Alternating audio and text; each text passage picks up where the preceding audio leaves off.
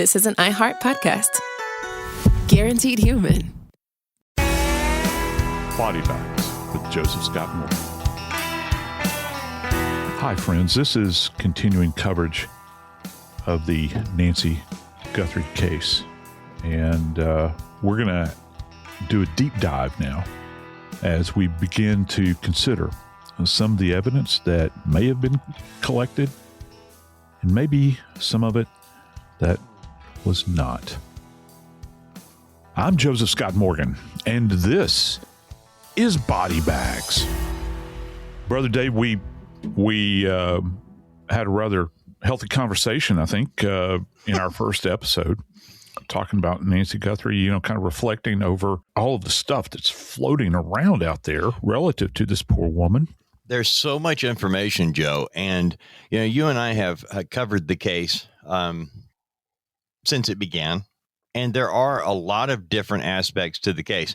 In the previous episode where we dealt with intruders in the house, how long were they possibly in there? Even is there a they? Is it plural? But there are other aspects of this case, Joe, that are coming to the forefront, and in particular, it's DNA.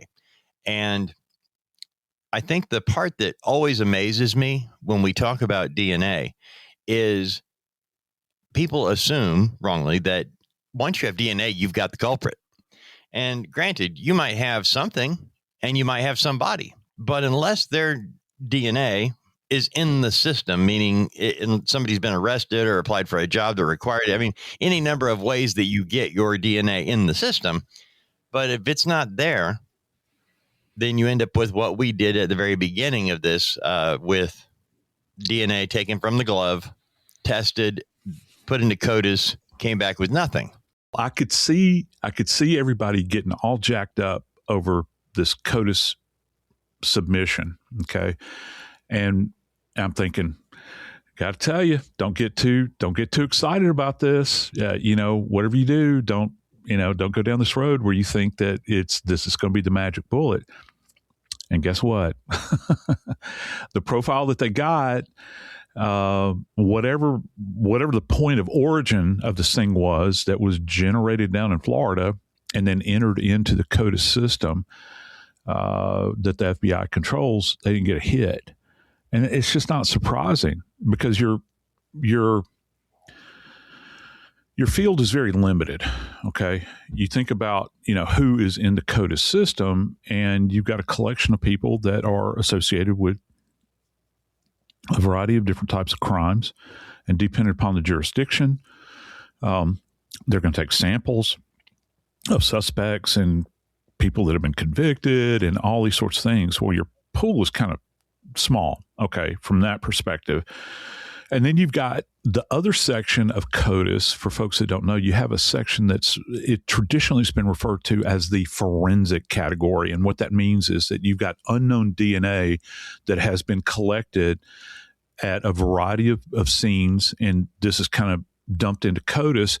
And what you look for with that is if they develop a pattern, if they develop a profile of that individual, even though they might not know the name, they know that with multiple depositions at different types of crime scenes, you've developed a pattern here.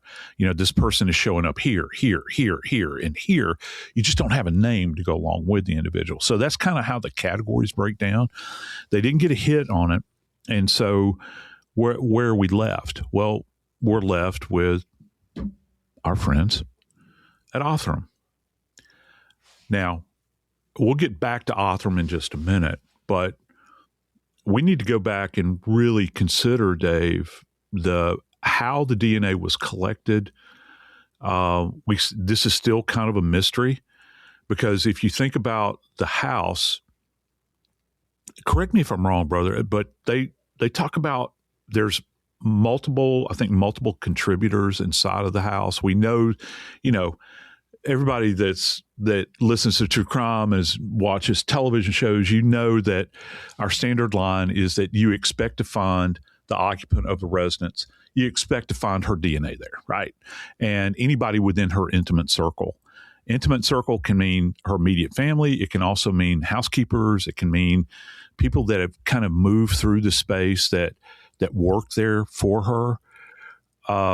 and then you've got these unknowns, but they're saying that there were like multiple unknowns, different profiles that were in there. Am I correct? That's my understanding of it so far. And that's what is being tested further. I'm glad you mentioned that CODIS is not the end. CODIS is very, hey, man, we're going to put it in there first just because. But, we've gone something that you mentioned about the collection of DNA, and it's not even known. It's John Doe, Jane Doe type stuff. We don't know who it is, but we've got it over here associated with X crime. And then we have another crime over here. And we actually had a case, and I'm trying to remember which one it was, but it started out with a John Doe warrant based on a DNA profile that had been created from multiple crime scenes, even though they didn't have the person matched to it yet. But they knew that this person, the same person, did this crime, and this crime. You've got the same DNA at all three places.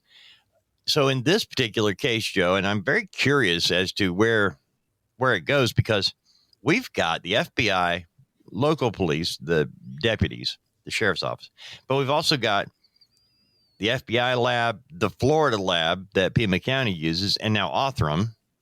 And we have at least inside the home one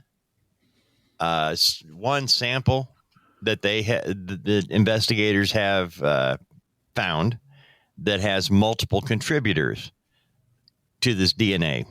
And my whole thought pattern here is we don't know exactly what they have. Is it blood? Is it spit? It's just, I guess some of us I get confused. I'm going to say that. I get a little confused with talking about DNA because I'm thinking blood. I'm just thinking, so there must have been a blood spot right here. Mm-hmm. And it's like, no. Okay, maybe he hawked a loogie over there, that kind of thing. Yeah. And it's like, really, what are we dealing with here? I mean, and how do you see it? How do you find it if you can't see it? I wish it was that simple. And listen, I mean, there have been cases out there where you can't have blood. You can literally find DNA contained within something someone has coughed up. You mentioned a loogie. There are people that spit at scenes. You can. There have been cases, and I was asked to consult on a case some time back where an individual had left a deposition, let's say it that way, of feces in a dry toilet. Oh, come on now. Yeah. Somebody had broken into a house where the water had been cut off and they'd been robbing the house and that sort of stuff. Anyway. Hey, when you gotta go, you gotta go. Yeah. And you can get that because, when, even with fecal sample, there's a shedding. There's a shedding that takes place, the lining of the intestine, and many people do in fact have, even though it's not going to be necessarily obvious to the human eye, but there is blood deposition, in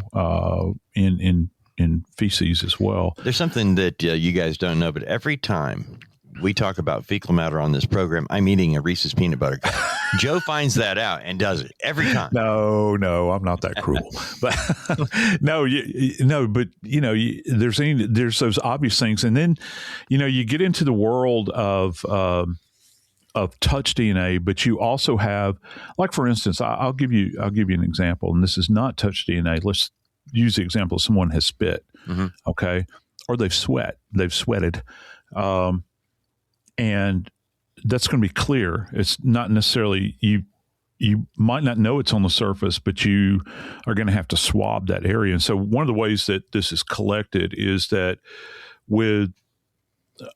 you have to take a dry swab, okay? And this is a swab that is protected. It's sealed. Think about like a cotton swab, right? Like an ear thing. Yeah, it is. And you have to have it that is packaged. Like it's not like you're going to use the same swab over and over again. It's like once a swab is used, you collect it, and then it goes back to the lab. Do you have to document? Like I got this swab. It's number 358. Held to the Okay. Yes, and that's one of kind of the tedious things that you do at scenes. Like every time Like, say, for instance, if you're going to swab a specific area, that swab will be will have a number or an identifier with it. And also, it will concurrently have a location, like where was this retrieved from? Like you can say, okay, like I'm sitting here at my desk, I can say that it's from the left corner of my desk. Well, that's not sufficient. I have to say that it is the left corner of my desk, but it's actually beneath the desk. Okay, the lip of the desk. I can't just say the left corner of my desk. Wow. Because both of these areas, think about if you're sitting at a table right now, put your hand on the table on the edge, and you think about, well, if I contact the underside of my desk, that's completely different than the top side where I'm placing my thumb. Okay. So and then if you're talking about your hand going under it, well, you've got 4 points of contact just with your fingers there and your finger pads. And then, your hand, you touch the heel of your hand. And I'm talking about this is just one example of grabbing the edge of the table. All right. Maybe you're lifting yourself up. Remember how we talked about previously about getting in and out of a car, things you don't think about. All right. So you take a bit of like, it's sterile water, okay, it's distilled water and it's sterile. And you have to put one droplet of this distilled water onto the surface of the swab that you're going to use, okay? And then you take it and you swab that area. Once that area is swabbed, that swab itself goes into a container, so it is contained, and that swab is standalone, a standalone bit of evidence. So if they do find a profile there, I'm really getting into the weeds here, but if they do find a profile here, that profile has to be specifically identified. That comes back to the corner of that table. Is it on the top side, the bottom side? And so when this goes to court, remember how I talked about the 12 jurors in our classroom, right? So when it goes to court, the expert that gets up on the stand, first off, you will have had the crime scene tech, and the crime scene tech doesn't wear the white lab coat. They're not there to talk about, building out the profile. You will have to have them testify to the fact that they collected it there. All right. Field mice and lab rats is what we call them at Jack State. So I've got my kids that are the field mice that go out and actually collect evidence. Well, that individual has to get on the stand and say, Agent Smith, where did you get this from? Well, I got it from this position on the desk. And when did you submit it? Well, let me refer to my report. I submitted it, here, and this is the nomenclature that it has, and it was sent to the lab where, technician or laboratory scientist Jones picked it up. Well, to follow up with that, laboratory, technician Jones has to get on the stand and say, okay, so I processed Agent Smith's swab that they collected, and this is a profile we built out. You see how tedious this is? Yeah. But it's so very exacting, Dave. And it has to be that way, because with those movements, with every movement that takes place at Mrs. Guthrie's house, there are points of contact. And from those points of contact, we don't need to visualize necessarily the individual moving through the space. We can scientifically, and by the way, more importantly, numerically, quantify and demonstrate that they were in this space, this space, this space, this space, and this space within her residence, and she's missing. Okay, so it's up to now the forensics people cannot explain why the person was in the house. That's not what we do. Do not confuse what is done in the lab with explanation as to the individual being there. You're not going to get that from a forensic scientist. That's not how they roll. Okay. It is, in fact, up to the detectives that are kind of piecing together timeline and all that stuff, they'll integrate that into the packet. And then the prosecutor has to, hold forth on it. Hopefully they're sufficient to the task because it gets very, very complex. Looking at this poor woman's home, and going back to what we had said earlier about the amount of time that is spent within this environment, I think that it's plausible that something could have been left behind. At this point in time, though, we don't know what the nature of this DNA that has been left behind, because if it's touch DNA, that means that that's coming from dead skin cells, and that's only a partial of the strand, okay? Because it's dead skin cells. It's degraded to a certain extent. Can you explain this a little bit, Joe? Yeah, touch sure. DNA. What is touch DNA? I mean, we got gloves. The guy that in this particular case, Nancy's pointed out, guy's wearing gloves. He's reaching up to his mouth for the mouth flashlight thing. Maybe he's rubbing an eyebrow. He's itching, something. Mm-hmm. And it gets on the gloves. Then when the suspect goes in the house, touching the doorknob and all of that, I'm assuming that's what we're talking about. No, we're not. It's two separate things. I'm glad you brought this up. That's why I wanted you to clear it up, man. Here's why.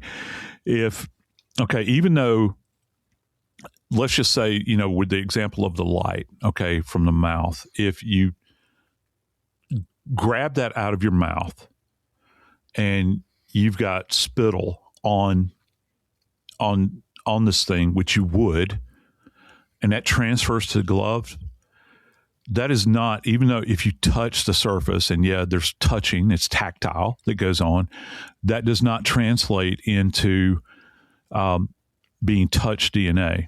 That's transfer of DNA rich material. So it's not degraded. I'm using degraded very broadly here. So just understand that. With touch DNA, what they're saying is, and I heard somebody had used this term. I found this quite fascinating. Maybe it'll help people. I don't know. They describe touch DNA as DNA confetti. And I found that kind of interesting. DNA confetti. And what they mean is like you're sloughing skin cells, and the skin cells obviously contain DNA, but they're dead. So there's a different way of processing touch DNA as opposed to DNA-rich material like a droplet of blood, saliva, feces, semen, sweat, any of that, or a piece of tissue, which does happen, that's different than the touch DNA. So if what they're talking about with deposition here, is it saliva, from the, what everybody's talking about right now that has been transferred over to a glove, or is it they didn't put enough Jergens on, and they've got dry skin cells that are falling off, and all of us slough this stuff day to day to day to day. I mean, it goes on. Like if you could go like into your bedroom, and even though you've got fresh sheets, your sheets are covered with dead skin cells. That really adds a creep factor to staying in a hotel, doesn't it? Yeah. Okay. Because everywhere you touch, everywhere, all the stuff is contacting, in every single environment. And so it's not surprising that they found multiple profiles. It's just, what's the source of it? How rich was it? And also profiles, the type of evidence, DNA evidence, tells you a lot about the actions of the person. Okay. It's one thing to passively have, I don't know, I'll use the term again, DNA confetti, where you've got dead skin cells just kind of floating about, whatnot. I always think about DNA confetti. It's like, in the summertime when the sunlight's coming through and you see the dust particles, kind of dancing around in the sunlight beams. I'm thinking that, as opposed to, if you've got deposition of blood, what was going on here? What was the action that caused somebody to spontaneously deposit blood? Right. They got a hole in their body. Are they coughing up blood? Is there an esophageal varice that they've blown out in their, in their esophagus, which is the horrible stories that we can talk about later on. Is is it sweat? You know, they're wiping their brow and they're smearing it everywhere. And again, you know, this goes to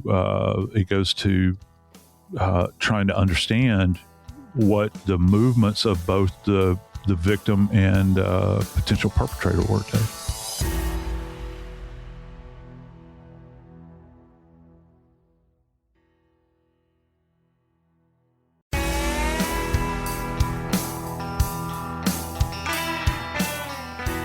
You and I both have dogs. Mm-hmm. Okay. Now, we walk outside and we track through dog poo. Okay. And the reason I know this is that this happened recently. My precious granddaughter was over at my house, which, you know, if I had both my grandbabies here all the time, I'd be even happier than I am right now. But so she went outside and stepped in some of Kevin's deposition, I'll say, my Labrador, walked back in the house, looked at her brother and said, "Wow, something smells." He walks over and steps in the deposition that she left behind on my hardwood floors. Now it's transferred to him, and then he gets it on Gammy and Papa's runner in the hallway, our carpet. Mm-hmm. It was a lovely day. But do you see how that, you know, that kind of, that's a really kind of over the top example, but it is the same kind of principle here. It goes back to Lacard. Yeah. So you really could have somebody with no real connection to this house whatsoever. I could actually say, Joe, I've never even been inside the woman's house. But I shook hands with the cop that I hadn't seen in 10 years, and he was in the scene. Now, granted, it wasn't all locked up at the time, and while he was there, he didn't have gloves on. Yeah. So now he has he put me at the scene of the crime, and I got no alibi. Yeah, theoretically, it could transpire that way. And, you know, our supposition is that every time a criminal or people working the scene, if I leave my house and I'm a crime scene investigator and I get into my vehicle, well, I'm bringing a bit of my house with me. Mm-hmm. We all do, no matter where you go. And you're going to leave some of that behind. If you go to the grocery market, you're going to take some of you into the store. Any cans you handle on the shelf, you're touching that. And also, is it possible, and this is a question a lawyer would ask, is it possible that if you picked up a can of stewed tomatoes in my little market that I go to that someone else has touched, could I transfer their DNA onto my hands? Yeah. It's plausible. I mean, it is within the realm of possibility because it's very fragile, but it will contact the surface and you can't I just don't know how much of a deposition you would get. So theoretically, yeah, it is possible. But there would still be an expectation that that's not all you would find. I mean, if you had that is one thing, but you would expect over a crime scene to find more than just this one little speck. Yeah. And how much time are you going to take to do this? Right. And here's the rub, as the Bard would say. The rub is, how thoroughly did you go through the house the first time? I'm going to let that hang in the air just for a second. And then you release it. Oh, and now ERT is going to show up, the evidence response team from the FBI. What are they going to do inside of the environment? Are they going to go in and do their own collection, you know, after the fact? Has it been compromised? Are they, you know, and you're thinking, oh, well, I know what they'll do. They'll go and look in different places. Okay, that's possible. They can look in different places. If they look in these different places, they turn out to not be different. And the originals have they compromised it in any way? Is it degraded in any way? And these are the problems. You know, I'm a worrywart anyway, and so I'm looking at this and I'm thinking about problems down the line from not just a scientific standpoint, but from a prosecutorial standpoint. And not that I'm a prosecutor, but if a prosecutor came to me and said, is there a problem with this? I would say, not yeah, but hell yeah, there's a problem with this, because again, we go back to, too many cooks in the kitchen spoil the soup. And that's why, I use these terms, and particularly with like Guthrie, I'm thinking,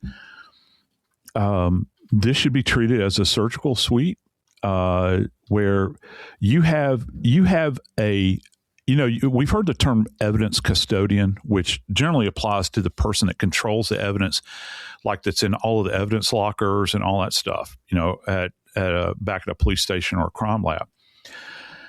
There should be, and they wouldn't be called this way, it'd probably be a crime scene manager, but you need to have a crime scene custodian. And this person overlords who's going to come in and out, and that should be the chief, the lead detective in the case, and also the senior crime scene investigator. So this is how it plays out.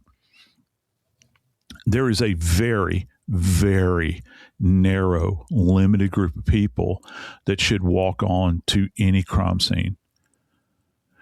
Not your brother-in-law, not your sister-in-law, not your curious neighbor that wants to come out. It should only be, not the sheriff. You hear what I'm saying? Not the sheriff. I don't care if he's the high sheriff. I don't care if the SAC, which is senior agent in charge for the FBI for Tucson or Phoenix, shows up. They should not come onto the crime scene. That's not their purview. You have specific people that are trained to process a crime scene. And that's all that should go in. That's why you hire them. That's why you pay all the money to train them. They should be trained up to the point where they know what to do, and you cut them loose and let them do their job. But what it comes down to is accountability. Well, how are you going to account for all of the fingers in the proverbial pot of soup?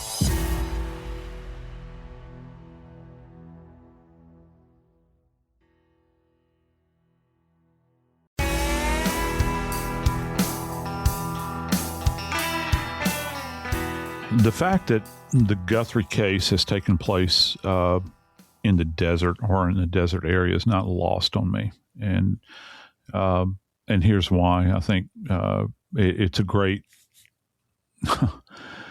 It's got kind of a meaning, an underlying meaning, or visual element to it for me. You think about being lost in the desert, and everything looks the same to a certain degree. It's not like being out in the ocean, but still, I guess the big question, Dave, is where do we go from here? And it's not all gloom and doom on my part. I'm holding out hope that we'll have answers from a scientific standpoint. Now, I cannot address on any level Nancy Guthrie's status. Okay, that's not what my comments are about here. I have my own thoughts about that, and we can talk about that at another time. However, I think that that for us, having this chat, as my Brit friends like to say, having a chin wag about it. It's crazy though, Joe, that as you look at this, where we've got detectives from different departments. We've got the FBI, we've got the Sheriff's Department. We've got 3 different labs, the FBI, Florida, and Othram. It doesn't sound like it's the best organization possible. It doesn't seem to me like we have a direct line of communication and consistent, because they're all different. And I would think in an investigation of this sort that there has to be a line to follow. Yeah. Hang on 1 second. You dropped some knowledge on me. I really want to hear you say this, because it was striking to me for me personally, and particularly the way you can tell it. The story about that has surfaced in the last couple of days, I think, about the found bloody glove and the and the rock. Can you kind of give us a little insight? And again, this kind of gives you, for me, broad view. It gives us kind of an idea of where we are in this situation. Well, in covering this case, many of us have watched between the sheriff, who seems to be infatuated with the camera and loves to say things that are not right, and then thinks it's okay to just say, well, if I say the wrong thing, it's because I made a mistake. Like, that's okay to do. And we have the FBI. Many of us have said, back away your local talent and let's let the experts get in here and do their job. Because we have a couple from Tucson, Arizona, that finds what appears to be a bloody glove less than a mile from Nancy Guthrie's home. Yeah. Now, as you know, listening to this show, you've heard Joe and I talk about this. I've asked him, why don't you call something blood when you know it's blood? And Joe will say, because we don't know it's blood until it's been tested. It could be a lot of things that look like blood. So when a regular person like you and me finds a bloody glove, we're going with what we observe it to be and what we think it is. But still, if you call the FBI, because if you're living in Tucson right now, all these numbers are everywhere. For the FBI, call this. For Sheriff's Department, call this. For, they're everywhere. So these local Tucsonites find what appears to be a bloody glove less than a mile from Nancy Guthrie's house, and they call the FBI. Hey, just found this bloody glove. Holy moly. And the FBI puts them on hold, gives them the runaround. Don't know if we can get out there and pick it up. They're actually saying this to somebody. A bloody glove less than a mile from Nancy Guthrie's home. And the FBI is saying, I don't know if we can get out there and collect it. So they get blown off a little bit. They call the sheriff's department. And this time there's a little more interest, but nobody seems like they're in a hurry to get out there. So finally, this couple who found, again, I'm going to repeat this, what appears to be a bloody glove next to a bloody rock, less than a mile from Nancy Guthrie's house. This couple finally calls 911, Joe. And that's when they finally get results. Somebody shows up. Right away, 2 detectives show up. But it took them, this couple, 3 different phone calls before they could get somebody to actually treat it with seriousness. Yep. That is really frustrating for those of us who have been spending a lot of time trying to cover this story in such a way that I'm not knocking what anybody does, in terms of how they go about their day, making money however you can, whether it's, on TikTok or whatever. I don't care. Go for it, but there are some of us who actually have devoted our lives to broadcasting, to forensics, to crime. We've devoted the time necessary to weed out the garbage from the truth. And yet we get a story like this. Yeah. That nobody, the FBI, Sheriff's Department, nobody wanted to collect up a possible bloody glove. Come on, Joe. Yeah, it kind of reinforces a narrative, doesn't it? Yes, it does. And that's very sad. And here's one other thing. When you're looking at, and this is just the example that we know of that's being reported right now. And that story, I think, is actually coming from local Tucson area television channel. Hang on. Oh yeah. KVOA is the, where that story actually originated from, I think. I got a question for you. Why, and I know you said the numbers are up, but why is it that, what'd you call them? Tucsonites? Yeah, Tucson. I don't know what their names are. Tucsonians? A couple from Tucson, people who live there. I'm just trying to nail it down. Why would a couple from Tucson, why would their first inclination be to call the FBI? I mean, I don't know. I mean, is this getting into the zeitgeist? Because you know, is it surround? And there is a zeitgeist that's been created here, because of all of this. Personalities are taking shape. I've been reading a lot of local stuff in Tucson. Yeah, and a lot of people are pretty embarrassed by their sheriff, and that's why I think it came about. Yeah, and so their first inclination is to call the FBI.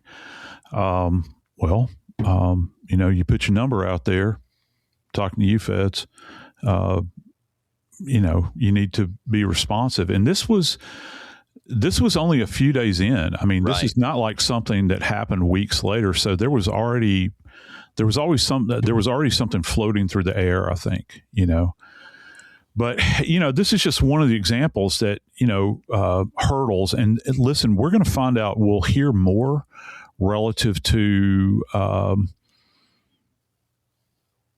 these little, kind of dramas that go on. You have to have them because the media feeds off of that. They love the drama of it.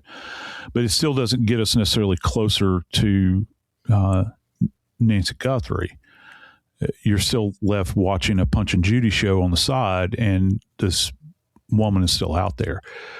I think probably forensically, I'm hopeful, and of course I'm very partial. I'm very hopeful that David and Kristen Middleman at Othram Labs will be an answer to this. Regarding investigative genetic genealogy.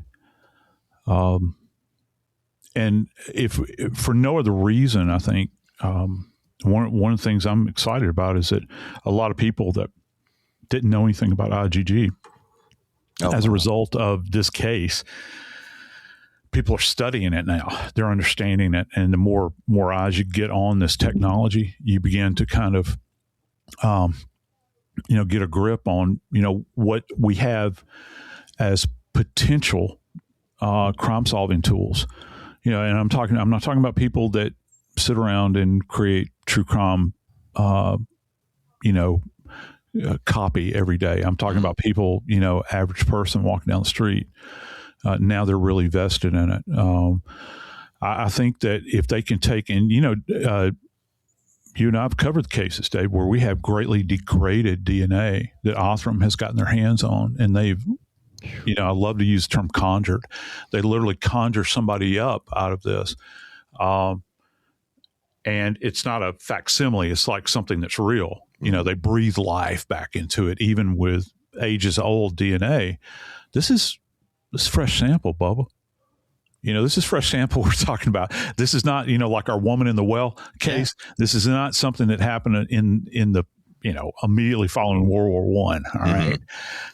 This is actually something that is fresh. I'm hopeful as well about the digital evidence that they've collected, and we still don't know a lot, everything that might be at play here. The Google drop was kind of interesting about whoever it was that was doing the searches, which is something, again, tech is not necessarily, that kind of tech is not necessarily my bailiwick, but the fact that you've got somebody that's seeking out, her Nancy Guthrie's address and Savannah Guthrie's income. Yeah, exactly. And again, and they live in Tucson, Joe. Yeah. The person that did this search lived in Tucson, Arizona, and did this search back in June or July. That, to me, I'm going to be honest, man, if you didn't do it, if that person didn't do it, I want to know, why were you looking? Yeah. Well, yeah. I mean, and look, I'm curious as to what people's salaries are, but the thing about it is that many times I'd be very curious to know if there had been like a contract renegotiation or anything like this, because these damn agents that are out there, let me tell you what they like to do, and all of our friends that don't know how the guts of this kind of works. They will take someone like a Savannah Guthrie, okay, and if they renegotiate a contract, you'll actually see the details of their contract renegotiation in what they call industry magazines like Variety, Hollywood Reporter.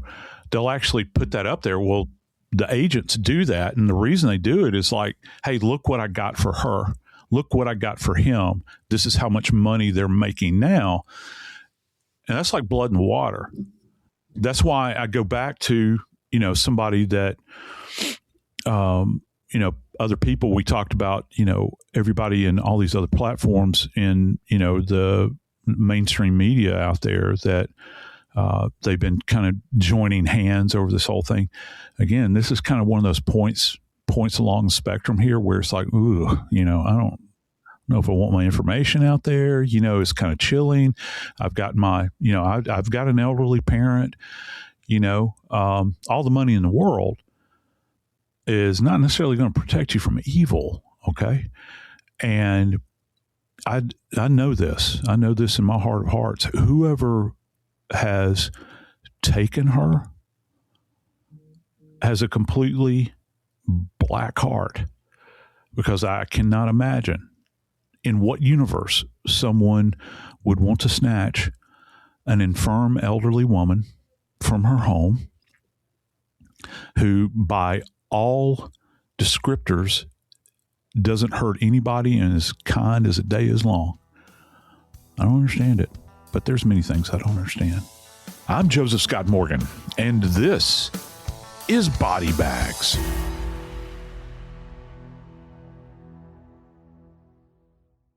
This is an iHeart podcast. Guaranteed Human.